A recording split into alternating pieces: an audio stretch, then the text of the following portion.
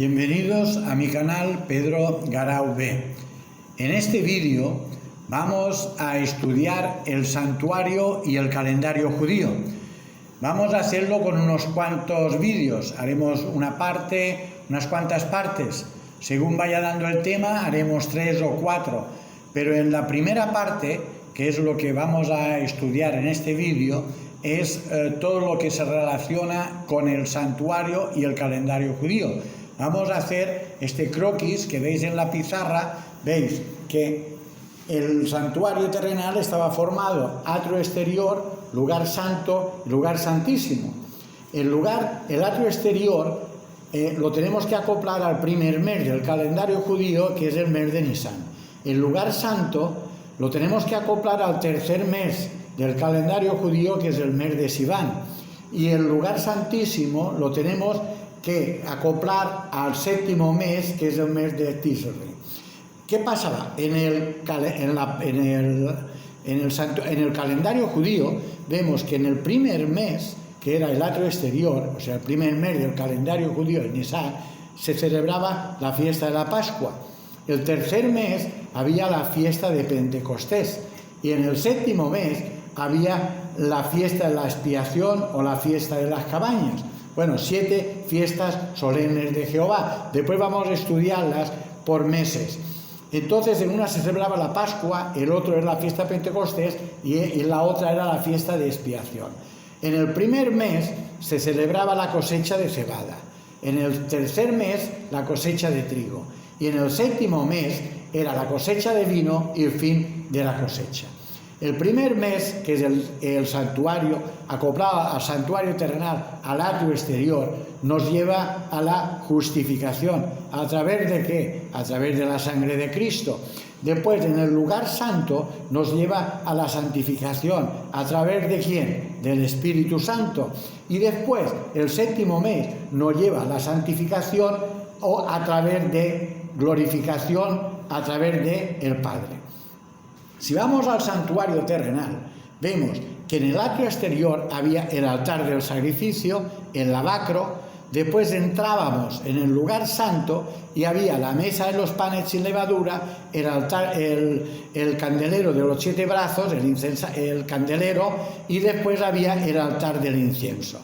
Después, si entrábamos en el lugar santísimo del santuario, había el arca del pacto, y después dentro del arca había la ley de Dios, o sea, los 10 mandamientos, el maná y el palo de Aarón.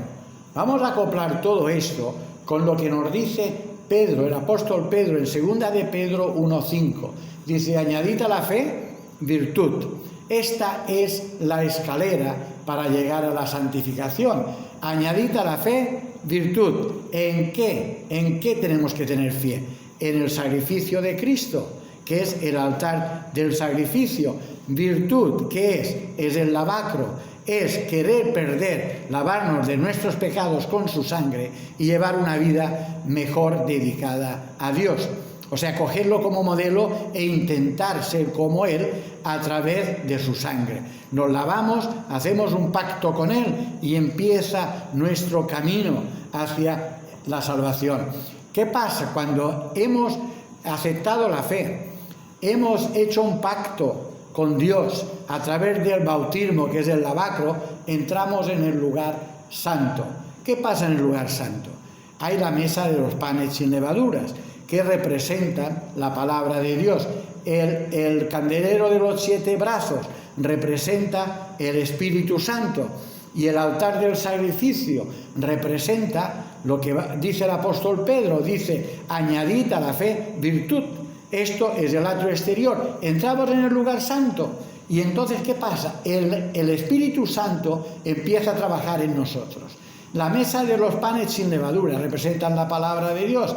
Si nosotros adquirimos conocimiento, como dice el apóstol Pedro, añadid a la fe virtud, a la virtud conocimiento. ¿A través de qué? De la palabra de Dios. ¿Cómo? Dejándonos guiar por el Espíritu Santo. El Espíritu Santo nos da el conocimiento, nos da el dominio propio, nos da la paciencia, nos da la piedad y el amor fraternal. Si nosotros nos dejamos guiar por el Espíritu Santo a través del conocimiento de su palabra, ¿qué pasa?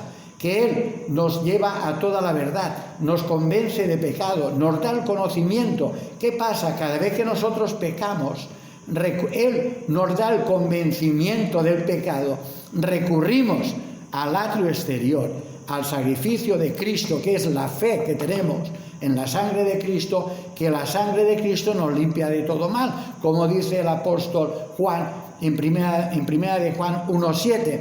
Acudimos a la sangre de Cristo, que es su sacrificio, para el perdón de nuestros pecados, y seguimos en la escalera para la santificación y la glorificación. Entonces, cada día vamos avanzando un poco, retrocedemos y seguimos avanzando gracias a la obra del Espíritu Santo. ¿Qué hace? Nos da el conocimiento, nos da el dominio propio, nos da la paciencia, nos da la piedad y nos da el amor fraternal. ¿Qué pasa? Entramos en el lugar santo si nos dejamos guiar por el Espíritu Santo estudiando la palabra de Dios. ¿Qué dice el apóstol Pablo en Romanos 12:1? Llegaremos a ser sacrificios vivos al Dios Padre, que es nuestro culto racional. O sea, es nuestra meta llegar a ser sacrificios y vivos. O sea, no cuando estemos muertos, ahora que vivimos tenemos que representar nuestros cuerpos y nuestras victorias a través de la sangre de Cristo a nuestro Padre. Y gracias al Espíritu Santo obtendremos la victoria y podremos decir: todo lo puedo con Cristo que me fortalece. Pero esta es la fe que tenemos. Sin el Espíritu Santo sería imposible tener fe. Sin el Espíritu Santo es imposible tener conocimiento. Y sin el Espíritu Santo es imposible convencernos, estar nosotros mismos convencidos de que somos unos pecadores, de que somos unos desastres, que no valemos para nada, como dice el apóstol Pablo. ¿Hasta cuándo estaré atado yo a este cuerpo de pecado?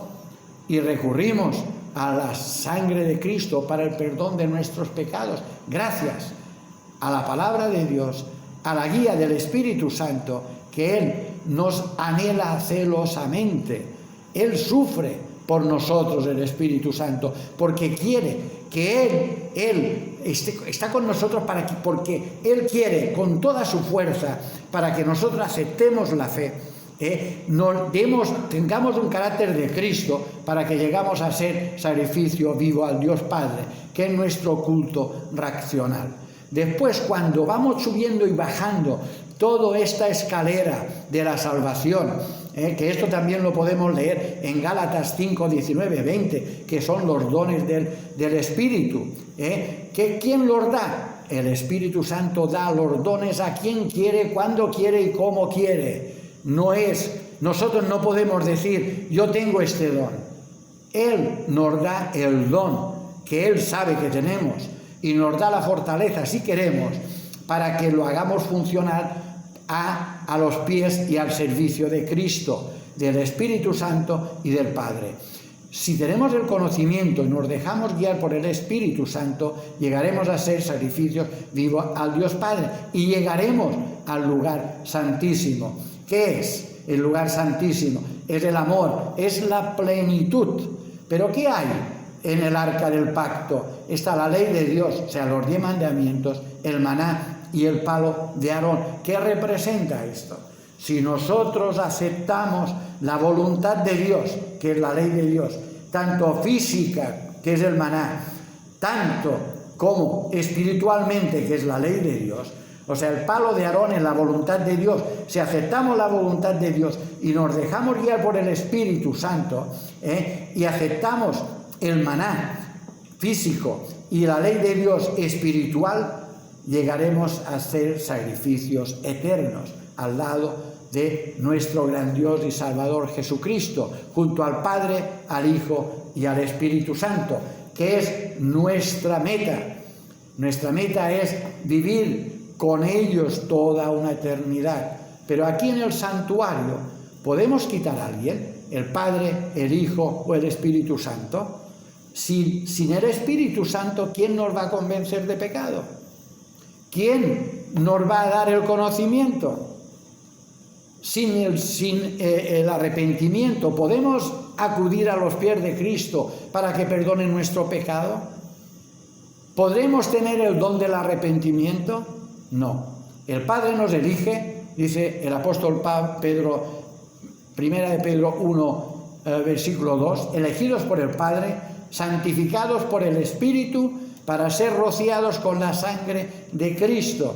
Tanto el Padre como el Hijo como el Espíritu Santo tienen una labor que es la salvación de sus hijos, devolverlos al Edén que perdieron.